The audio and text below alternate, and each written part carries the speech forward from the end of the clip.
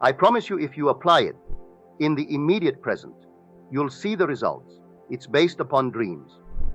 The Bible recognizes only one source of dreams, and that source is God. But today, in 1963, our doctors, our psychiatrists, they know that the source of a dream is imagination. And so they will say, no, it's not God, it's one's imagination. But they do not know that the word God and imagination in the scriptures are the same. The word potter is imagination. The word potter is God. And so we all agree there's only one source of dream, and that source is God. But if it helps to change the name, I'm all for it. And to say it is human imagining, well, I'm all for that. By identifying God with human imagination, we close the gap between God and man, and then we start from there. The Bible is simply filled with the secret of dreaming and tells us that God speaks to man through the medium of a dream and reveals himself to man in vision. Now, there are intentional dreams and there are unintentional dreams. Most of us have the unintentional dreams. We go to sleep and we dream. Many of us do not remember the dream. The Bible tells us every dream has its own significance, that God instructs man through the medium of dream. Now, the dream could be in a simple manner, told in very plain language, that needs no interpretation. But quite often, the dream comes in the form of symbolism, symbolic, and then it needs the real interpreter of the dream. The first grand interpreter of the dream in the Bible was Joseph. He rose from a slave to the second in command of the whole land of Egypt through the ability to interpret dreams. So he took the dreams of Pharaoh, and because he gave them the true interpretation, he rose right under power of Pharaoh. It was through his dream that he was sold into slavery because of the jealousy of his brothers, for he saw the sun and moon and 11 stars bow before him. The father rebuked him and said to him, "You mean that I and your mother and your brothers will bow before you." He saw his sheaf rise to its full height, and all the other sheaves bow before this sheaf. And so you know the story. I think you are all familiar with the story of Joseph, how he was sold into slavery because he was the dreamer. Behold, this dreamer cometh. He not only had the dreams, but he could interpret the dream. But here we find in the Bible not only these unintentional dreams, for we didn't plan to have them. And God prophesied through the medium of dream the 7 years of abundance and the 7 years of starvation, of famine. And it came just as he said it would happen. But there is one dream that was intentionally dark, and that we read in the first book of Kings, the 3rd chapter, and then the same kind of a dream in the 1st chapter of the 2nd book of Chronicles. And this is the dream that was induced by Solomon. So Solomon went up to the high hill called Gibeon. It was a holy place, for kings would speak in synagogue and the temple or some holy spot as they considered it, in the hope that they would, in some strange way, induce some communication between God and themselves. So Solomon went up for the purpose of inducing a dream where God would reveal himself to him. And so God appeared, and God said to him, "Ask of me what you want." He asked for an understanding mind, that he may rule his people, more numerous than the dust of the earth. And then said he, and this is his prayer: "O Lord God, thy promise to David, my father, fulfill this day." 2 Chronicles 1 and 9. That was what he wanted above all things in this world. Thy promise to David, my father, let it now, this very moment, let it be fulfilled now. And then God said to him, "Because you did not ask for a long life and riches and the life of your enemies, I will grant you all these plus. Now the promise that God made to David was to bring forth from David a son who will be God's son, and that God will be his father. The son to be brought forth from David would come after David dies. When your days are fulfilled and you lie down with your fathers, I will raise up after you your son, who will come forth from your body. I will be his father, and he shall be my son. 2 Samuel 7:12. So Solomon is asking for the fulfillment of this promise. When you read it on the surface, Solomon seems to be his son. No, Solomon is a state of consciousness. All of these characters are states of consciousness, and you reach a certain state when you believe God's revelation. Is it true that when David dies, that out of David's body, a dead body, will come a son that will be God's son and God his father? If that is true, Lord, this is my prayer. O Lord, thy promise to David, my father. David is my father? Yes. I'm a man. You're a man. David is humanity. So here we are. The whole vast world of mankind, that's David. And you and I don't realize that we are dead. We have no concept that this is death. To us, when we say goodbye to a friend, in the event we call death, and that's death. But this is life. Yet, this is the world of death as spoken of in the Bible. So here is David. He's dead. Everyone walking the earth, the sleep is so profound, it is likened unto death. And now if the promise made to this state called death is true, fulfill it now, O Lord. Bring forth from this state of death, for I am one. Bring forth from me that which will be your son. Bring it out, just as you promised, from David. Bring it out, and be the father of that son, and let that which comes forth from me be the son of you. And so that was his promise. Now, how did he do it? He does it just as you would do it to bring about a business success, just as you would do to bring about a marriage. Anything in this world, but anything. It's the same thing, for this is God's promise. The intentional dream can be done just as the unintentional dream he uses to reveal to us his secret.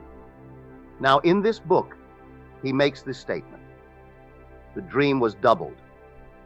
Joseph interpreted the dream of Pharaoh, and he said to Pharaoh, the doubling of your dream, Pharaoh, means this, that the thing is fixed by God, and God will soon bring it to pass. Genesis 41:32. If the dream is doubled, then it's fixed, and no one's going to change it if the dream is doubled. So he had a dream.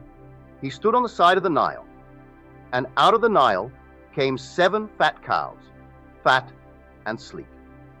And then out of the same stream, the great Nile, came 7 emaciated, thin, awful-looking creatures, never seen in the land of Egypt. They ate up the 7 fat cows, and yet you could not see after they devoured the 7 fat cows that they in any way increased in weight. They were still emaciated, all. Then came one stalk, and on that stalk came these 7 ears. Then came another 7, and they were horrible. The first 7 were fat and lovely, and the thin ones ate up the fat ones.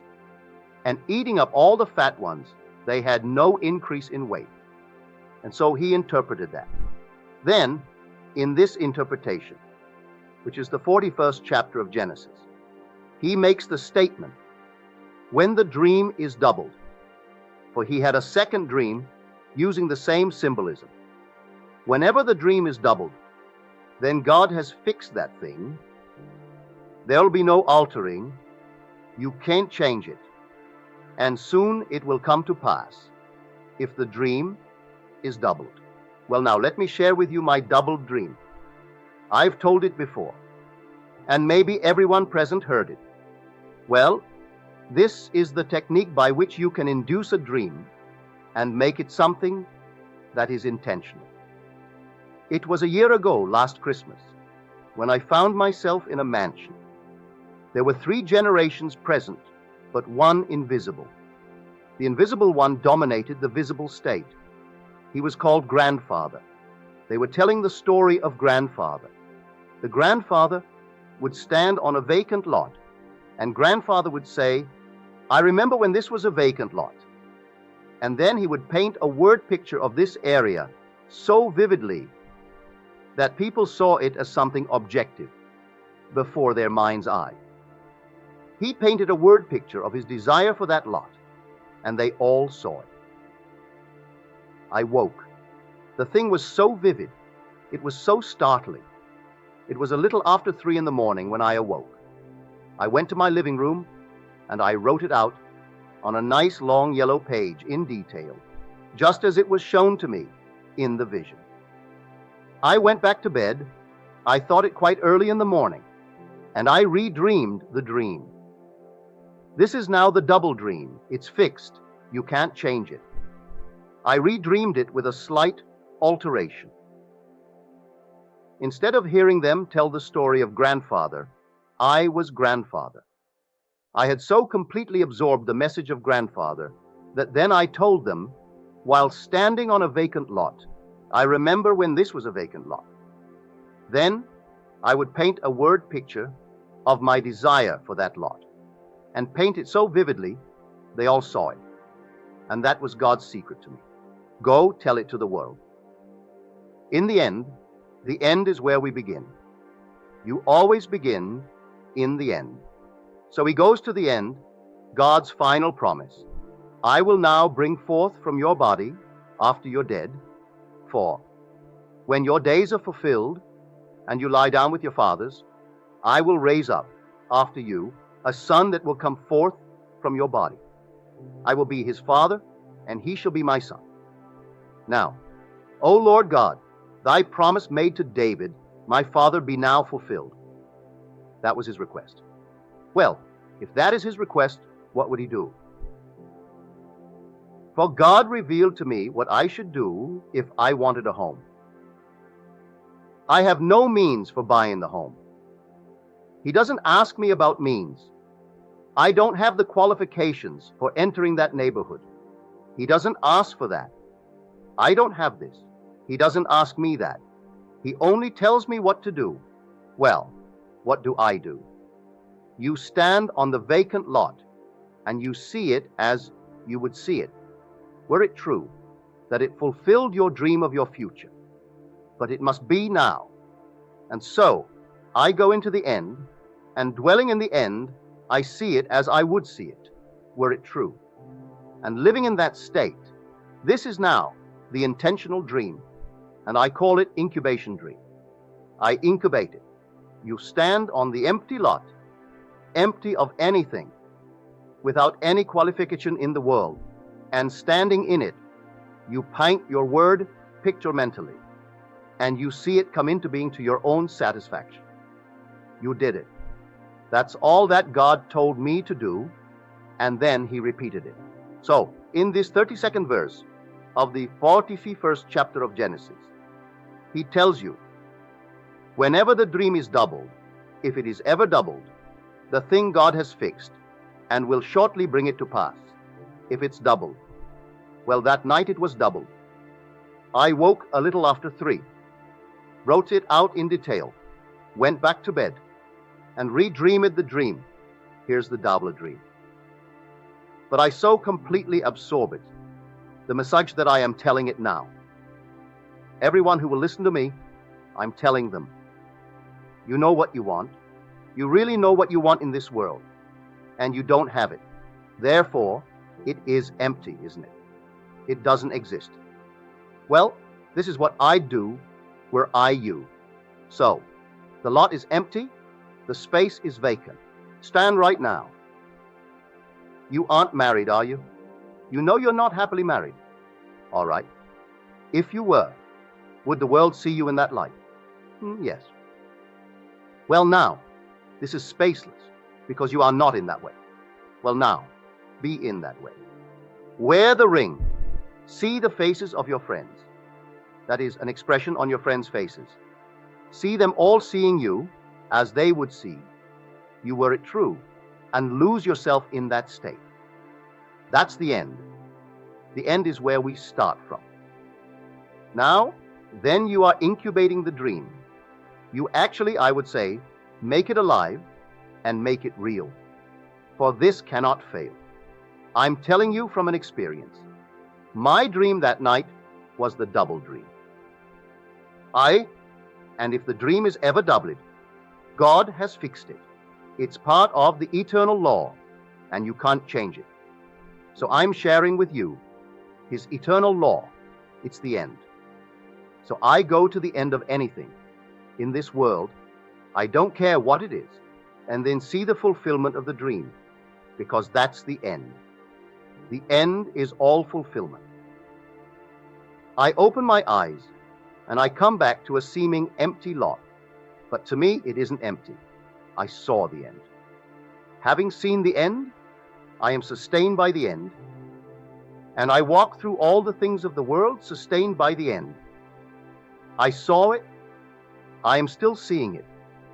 I continue to see it until that which I am seeing and living in is perfectly realized in the world. So that's the story of the dream. But we ask for the most fantastic dream. As many of you have said to me, Neville, I would give anything in this world, and you should. You should give everything in the world, not anything but everything, for the fulfillment of God's promise to man. When you die, and this is death, and you go into it, I will raise up from you your dead body, my son. He'll come forward from your body, but he's my son. I'll be his father. Can you conceive of anything that the wisest man that ever lived would want more than that? Well, Solomon was called the wisest of all men. That was his outstanding request. And when he came before God, and God said, ask of me what you will, anything. And that was his request. O Lord God, O Jehovah Elohim, thy promise to David, my father, be now fulfilled. That's what I want. It's not a man called Solomon. It's the state of consciousness that man reaches when he can really want that more than anything in the world. When he wants that more than anything in the world, he's Solomon. He's at that point, that state of awareness, where he is concerned in the depths of his soul, asking, instead of asking for an extension of life in this world of death. He didn't ask for long life. He didn't ask for riches. He didn't ask for the life of his enemies. All these things were given him, but he didn't ask for them. He asked for the one consuming desire of his heart. And that was the fulfillment of God's promise to David, his father. And humanity is David. This is the Son of God. And out of this Son, he brings a real Son, the Spirit that is one with the Father. For God is Spirit, and those who worship him worship in spirit and in truth. So he brings out of this decaying, dying body that which cannot die, the immortal you.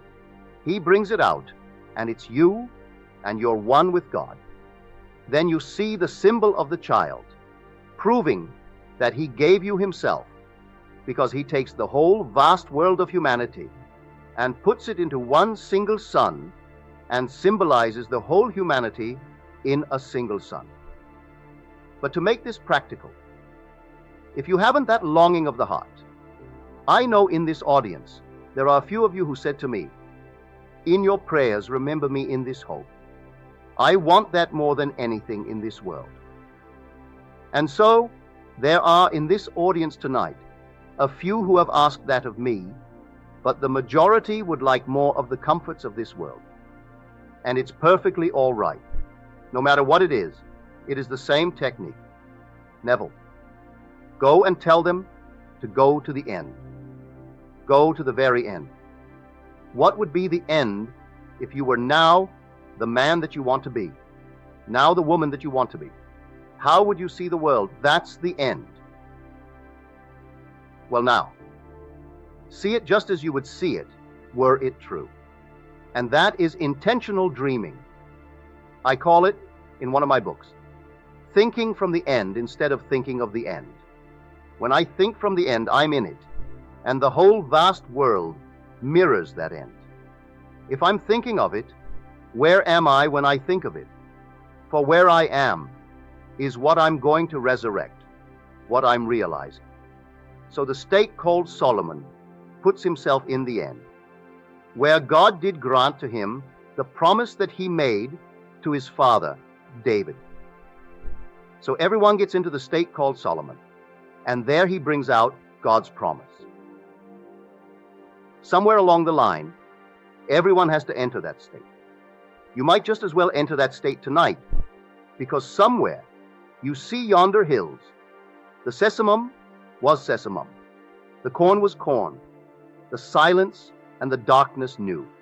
So is a man's fate born. You mean my fate is born in that manner? Yes. And the silence and the darkness knew it? Yes. Well, now I'll take the silence and the darkness and manipulate them. No one knows it. And I will go like Solomon and stand in the silence and the darkness. And I will ask in the depths of my soul to have granted to me the promise he made to my father David. For maturity comes to the individual when that individual becomes his own father's father. Here is David, the whole vast world of man.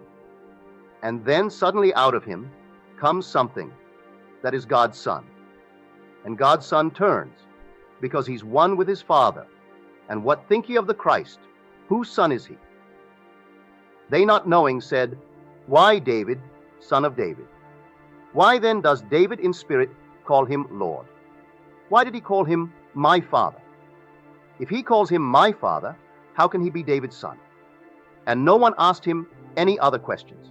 Matthew 22:42. He who is David's son becomes David's father. That's when maturity comes to man.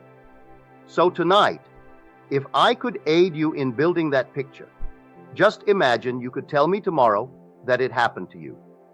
Just imagine. Well, that's the end. You could tell me after the event, couldn't you? You can't tell me before the event. That's only a hope.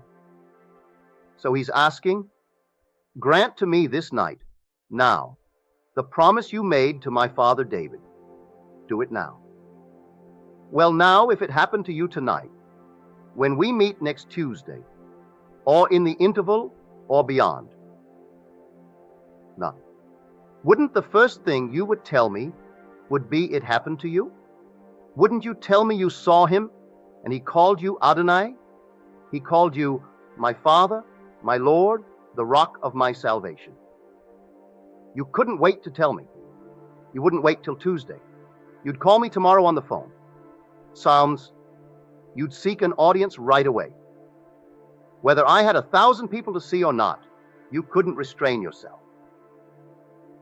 Well, now, what would the feeling be like were it true? Well, then do that. And humanity is David. This is the Son of God. And out of this Son, he brings a real Son, the Spirit that is one with the Father. For God is Spirit, and those who worship him worship in spirit and in truth. So he brings out of this decaying, dying body that which cannot die, the immortal you. He brings it out, and it's you, and you're one with God.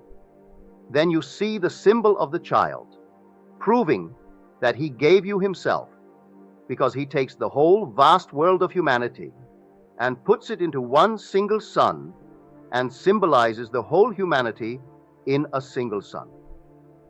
But to make this practical, if you haven't that longing of the heart, I know in this audience there are a few of you who said to me, in your prayers, remember me in this hope. I want that more than anything in this world.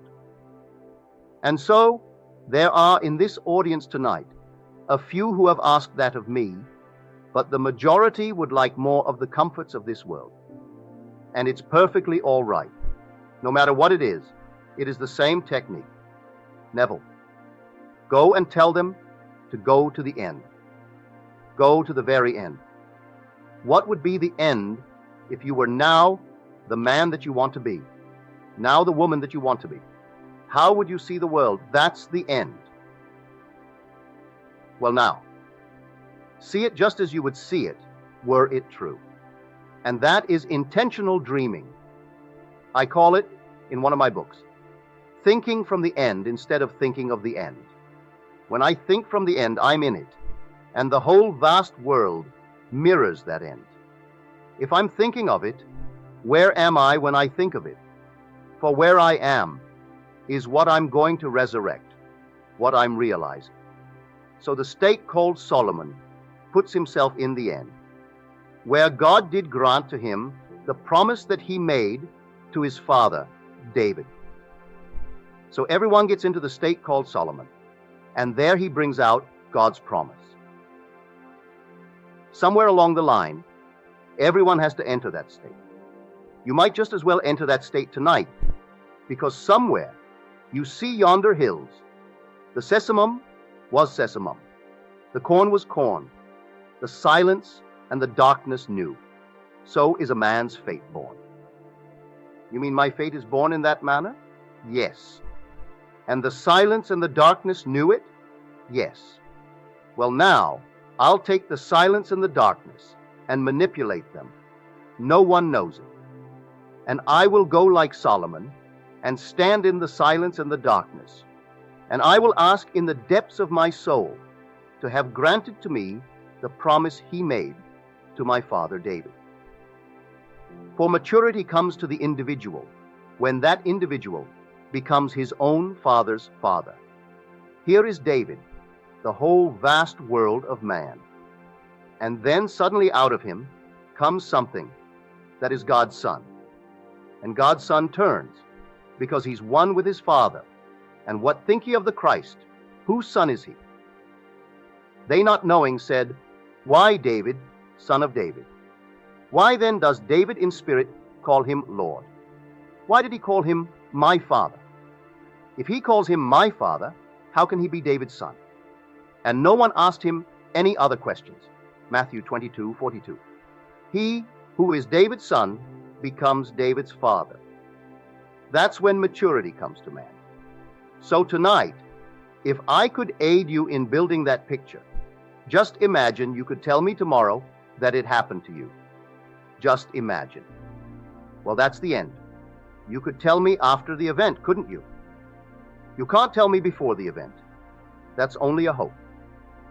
So he's asking, grant to me this night, now, the promise you made to my father David.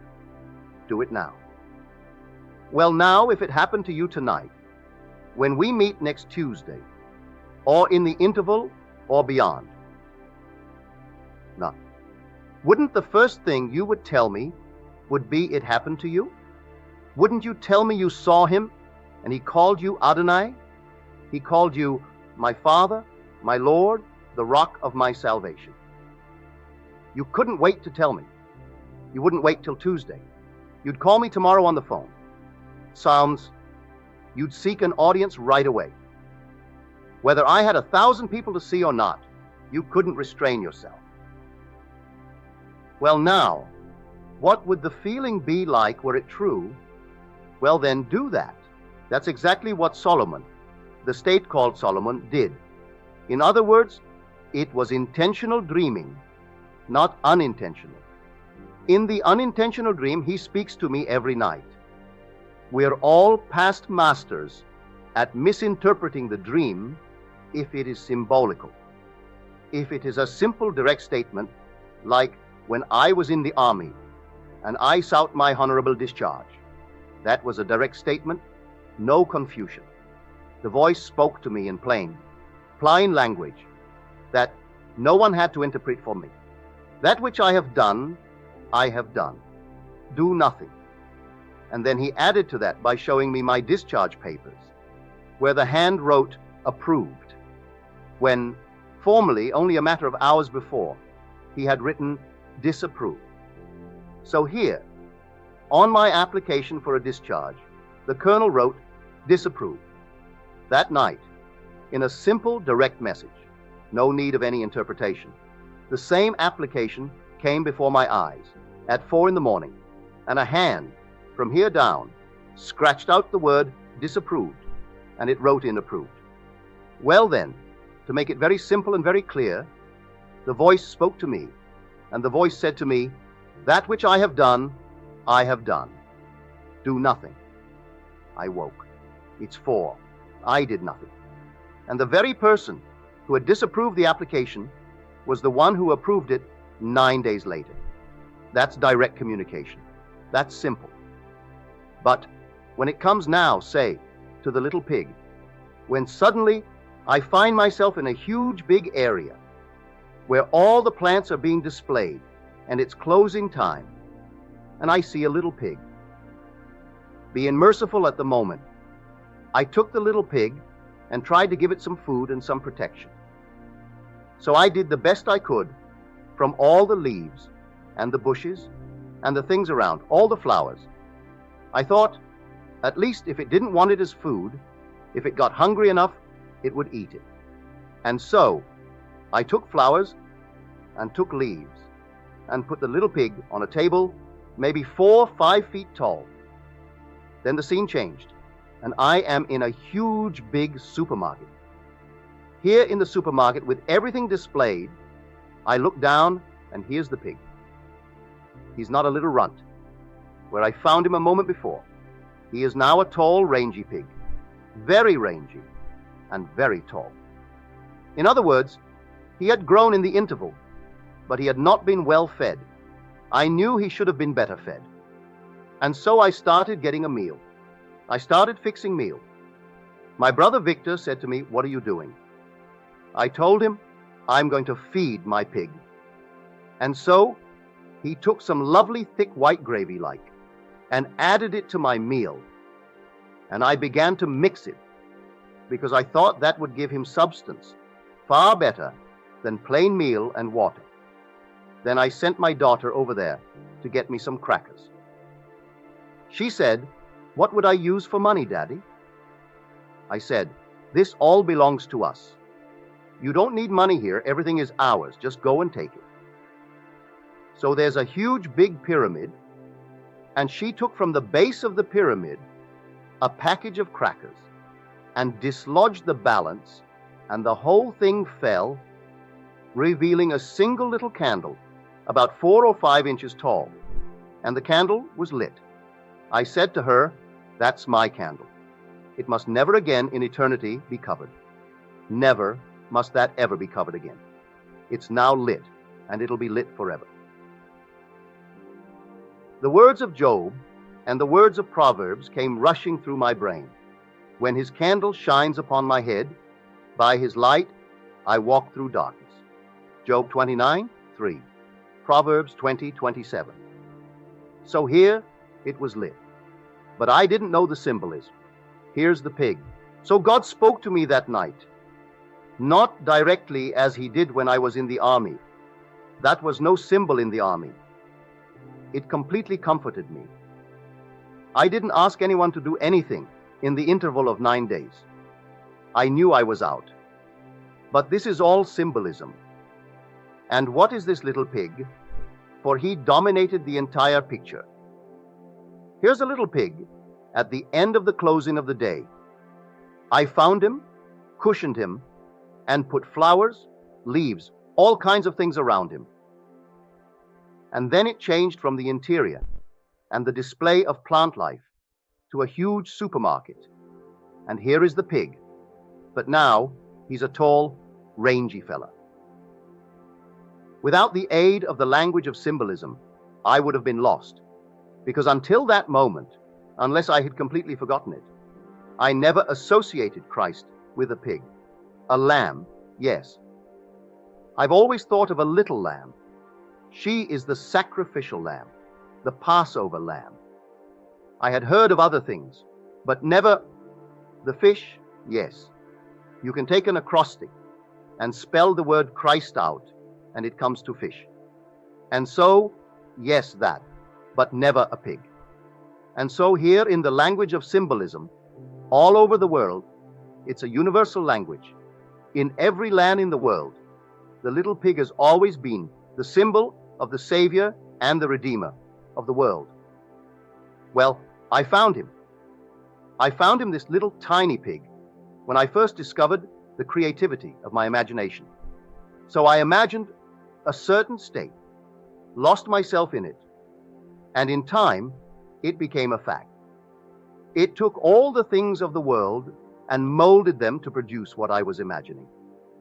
So I found him. But in the interval between discovering that Christ was my own wonderful human imagination and that moment in time, I had neglected to properly feed him. I had seen so many opportunities in the world to do a loving thing mentally, not physically. There's no need to go to the bank and write a check to take care of someone who is distressed. He isn't asking for that. He asked me to simply use my imagination. And I had seen the need and didn't do it, so I wasn't feeding the pig properly. He told me exactly what to do. Now that you have me, feed my sheep. These are all my sheep. You have found me? Yes, we know. I have found you, Lord. Well, feed my lambs. You know I feed your lambs. Lovest thou me, Peter? Yes, Lord. Well then, feed my sheep. You know I lovest thou, Lord.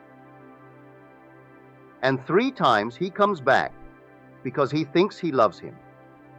Because we still, conditioned as we are thinking of some other external Christ. Raised as I was raised in the Christian faith, it was the most difficult thing in the world to stop thinking of an external Christ, something that came on the outside that belonged to the pages of history. I found him in myself as my own wonderful human imagination. But because I was conditioned as I was conditioned, raised in the environment in which I was raised, automatically the mind jumps back to an historical Christ, not the living Christ that walks with us as our own wonderful human imagination. So in the interval of discovery of Christ and the interval thereafter, so many opportunities I missed. So he was tall and rangy. He lived all right, for Christ is the living Christ. But he wasn't fat enough. He wasn't well fed enough. I should have, in that interval, exercised my imagination lovingly unnumbered times. Every time I did it, I was feeding him. And when I didn't do it, I neglected him. He was hungry, and I gave him nothing. He needed shelter, and I gave him nothing. He needed something, some comfort. I gave him nothing. And yet, every moment of time was an opportunity to feed him and make him a lovely, big, wonderful, fatted pig. Now, I know the very word offends people. To say that Christ is symbolized as a pig, but that is universal. All over the world, the pig has always symbolized the Savior of the world. Here, we have hundreds of millions of people in this world today who will not eat the pig. That's all a symbol. They will have no part of Christ, so they will not touch the pig. They will not touch the pork. There are 400 million Mohammedans who will not touch the pig. It's the unclean animal. They will have nothing to do with the concept of Christ. And here is the Savior of the world. They will not touch it. And yet, it's not the pig. My old friend Abdullah, he was born in Ethiopia. He was born of the black race, of the Hebrew faith. He was a strict vegetarian for other reasons, because that is not part of the Hebraic faith. But he never in his life touched pork. Never. Not in any form. One night, God spoke to him as he spoke to me, and he said to him, "If you will not eat the food that they place before you, why do you expect them to eat the food you place before them?" He was teaching. He would go to a place and they would prepare special physical food, knowing he did not take pork. So they would go out of their way to prepare things that they thought he, a strict Orthodox Jew plus a vegetarian, would eat. He had been a strict vegetarian for 40 odd years. Then, after the vision, he was invited to a banquet where he was the honored guest. And what do you think they served that night? They did it not to hurt him, not as a jest. They simply did it and thought it the most marvelous thing in the world. And he grew up a strict vegetarian and had never in his life eaten pork. When they brought on this fabulous table and the honored guest was led into this dining room, here was a lovely little suckling pig with a sweet potato in its mouth, beautifully roasted. He broke his diet on pork. He had not in 40 odd years eaten any kind of meat, but never pork. And after the vision of God begins, if you will not eat their food, why do you expect them to eat yours? So he was teaching this principle as he understood it through revelation, yet he was restraining himself. You see now why a Savior comes into the world, and he's called a glutton. He's called a wine-bibber, a drunkard. He has no taboo. He eats whatever man puts before him, because if he eats what man will give him and serve, they will then take his food. And so, in the book of Acts, Peter said, I cannot eat meat from unclean things. Then comes the vision, and a sheet descends from heaven. On it was all manner of food, and the voice out of the depths of his soul speaks, that which I have cleansed, slay and eat. Nothing is unclean in all my holy mountain, eat it. If you eat everything, it's all mine, I made it all. Well then, you will be able to tell my story, and they will eat the food you will give them, if you in turn eat the food they are capable of giving you. And so that was the story, Acts 10:14.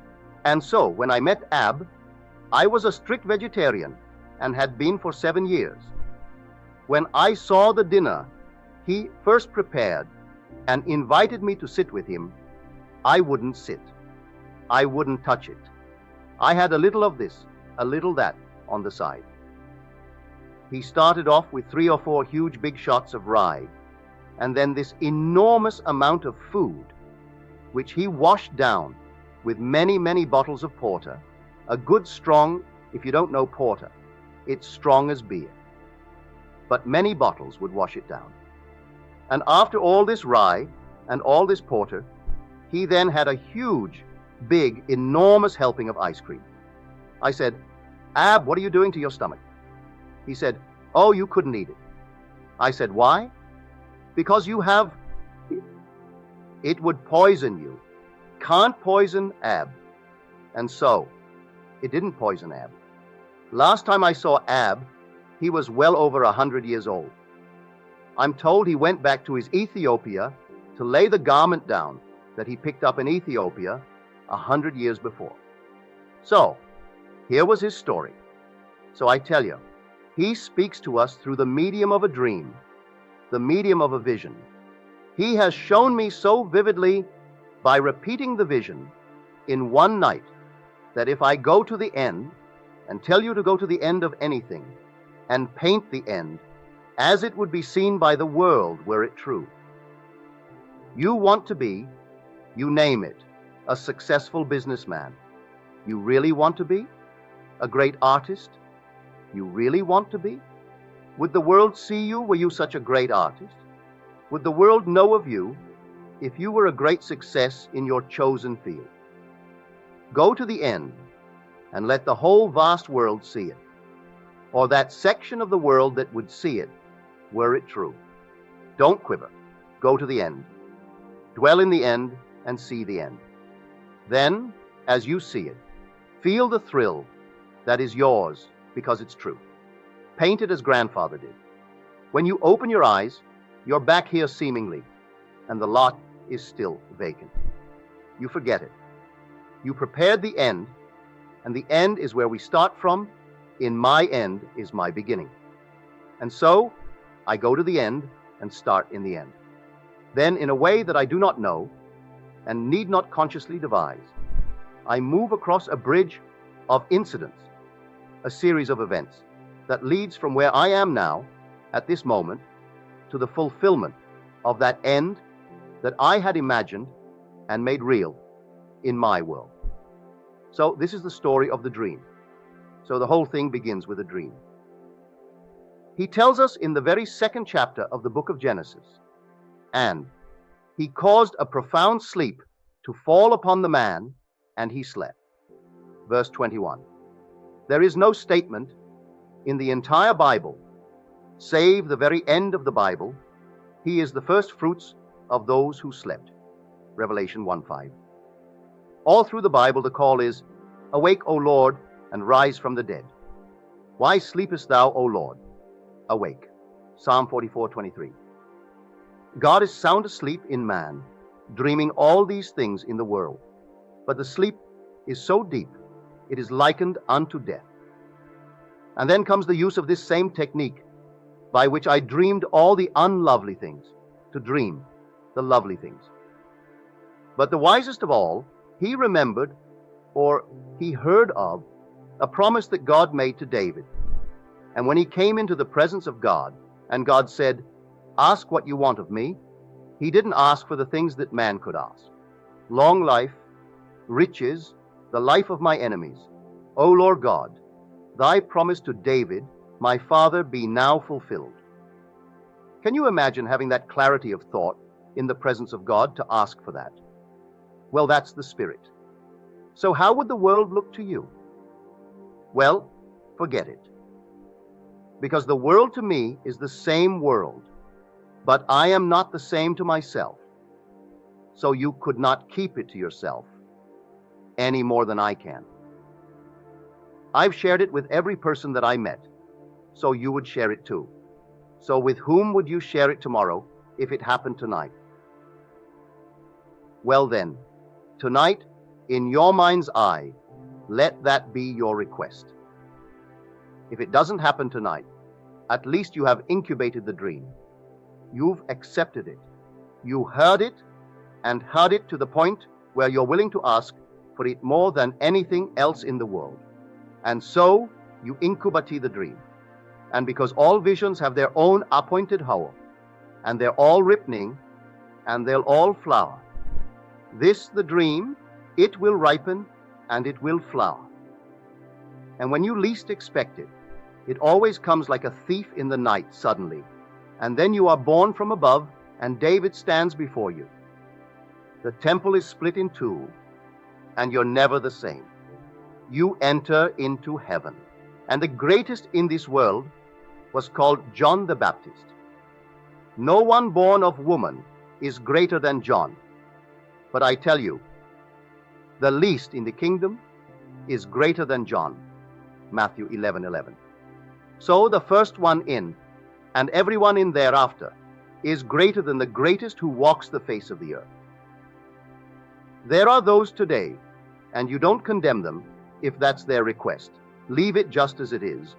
They will have unnumbered fortunes, but they want more. That's their security. But your security is in God and His truth.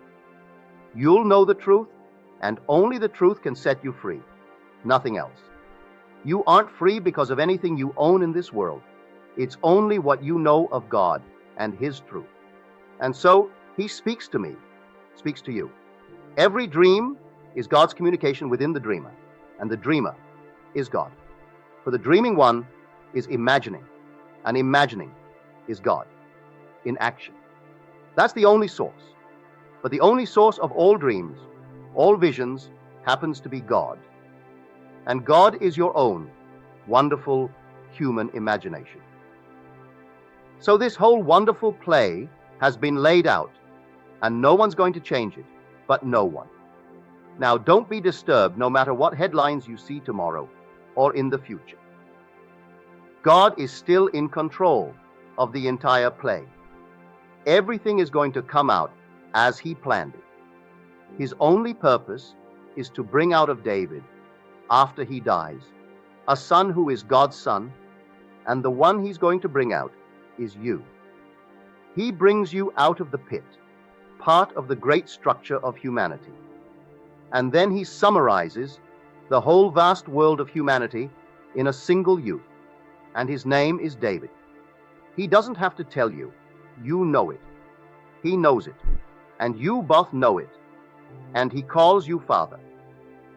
Just imagine the thrill when every person that is now fighting in this world, all these racial conflicts, just imagine that every person in the world is destined to be the father of David, but everyone. Because he has one father, one son. We're all one. What a play. The most glorious play in the world. Everything is a play, and God is playing all the parts. The day will come, every being that's now walking the face of this earth, I will know that I am not just like him, I am he. And you know the same thing. We look together. There are billions of us, and all will only see one son, and all will know it is my son. The most intimate relationship in the world, my son, and he's God's son. Therefore, I know who I am. If my son is God's son, I need not ask anyone in this world, who am I? He asked the question, who do people say that I am? They answered, some say you are John the Baptist come again. Some say Elijah. Some say Jeremiah. Others say one of the prophets of old. But who do you say that I am? Thou art the Christ, the Son of the living God. Flesh and blood could not have told you this, but my Father who is in heaven, he has revealed it unto you. Matthew 16:13. No man in the world can tell it. It takes the Son to tell you, for the Son calls you Father. So, what think ye of the Christ? Whose son is he? The son of David. Then why did David call him Father? And so, what think ye of the Christ? Well, you ask the question, and they bring all kinds of answers, but he does not respond to these answers. But whom say ye that I am? Thou art the Christ, the Son of the living God. And then he knows, and that Christ is the Father of David. That Christ says to all, when you see me, you see the Father. Don't ask to see the Father, for when you see me, you see the Father. Father of what? Well, the only Father. There's only one Son, David. And so that is the story of the dream.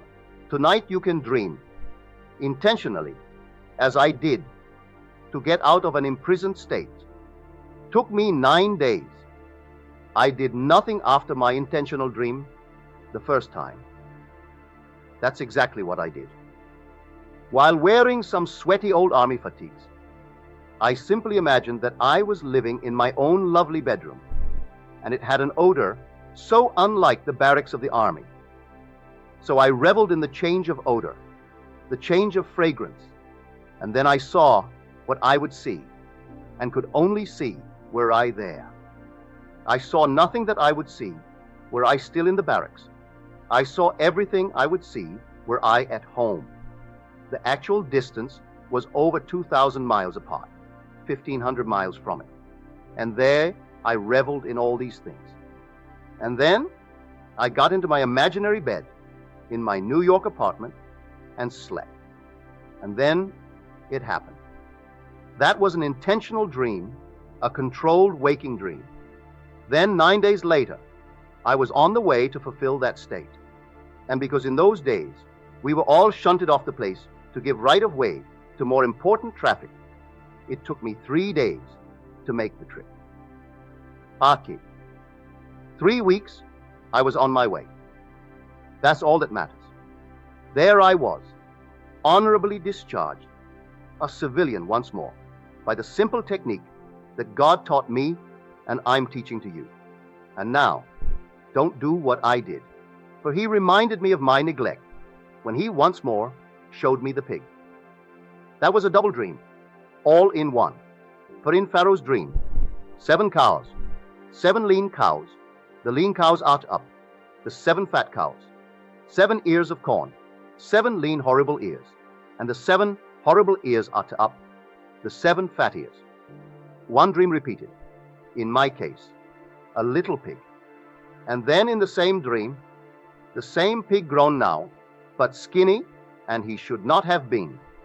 That's how God showed me what I did in the interval between the revelation of Christ and my neglect of Christ. So don't you neglect him. Every moment of time is an opportunity to feed him, and you're always feeding Christ every time you use your imagination lovingly on behalf of another.